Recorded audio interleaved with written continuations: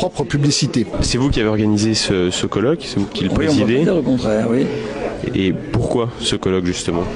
Eh bien, parce que d'abord, je suis un agité, mais en dehors de cette considération, il y a le fait que je suis extraordinairement préoccupé par l'explosion démographique de l'Afrique.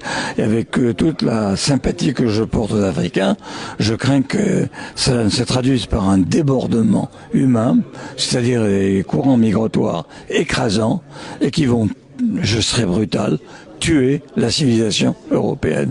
Parce que avoir 2 ou 3% d'Africains en Europe, c'est parfait. En avoir 30%, c'est la mort sans phrase. Alors je reviens un peu en arrière, j'ai écouté des intervenants avec sympathie, notamment Gourevitch, qui avait l'air de dire, bon, ben, finalement, le danger est lointain, il est plus mesuré. C'est pas vrai. Le danger, il est là. Parce qu'en démographie, on peut faire des prévisions à peu près sûres à 30 ans. Mais nous sommes en 2015. 30 plus 2015, c'est 2045. Donc c'est demain, en réalité. Le problème, il n'est pas dans 3000 ans, il est dans 3-4 décennies.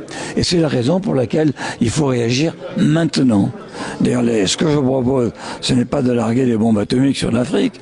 Ce que je propose, c'est un plan Marshall massif pour le développement de l'Afrique, un plan conditionnel, mais quand même qui soit contrôlé, comme d'ailleurs le fait le Fonds monétaire international, et deuxièmement, un programme massif visant à la libération de la femme africaine.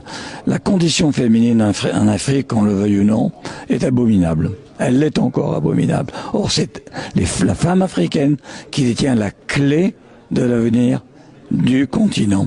Est-ce que c'est pas donner une réponse occidentale à un problème africain et justement rentrer dans les mêmes erreurs qu'il y a pu avoir pendant la colonisation? Vous avez tout à fait raison, c'est une réponse occidentale parce qu'il n'y en a pas d'autre.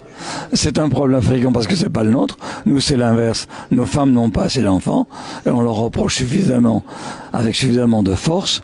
Et donc, par conséquent, puisque les Africains n'ont pas été capables d'inventer la réponse eux-mêmes, eh bien, il faut bien que quelqu'un le fasse et c'est nous.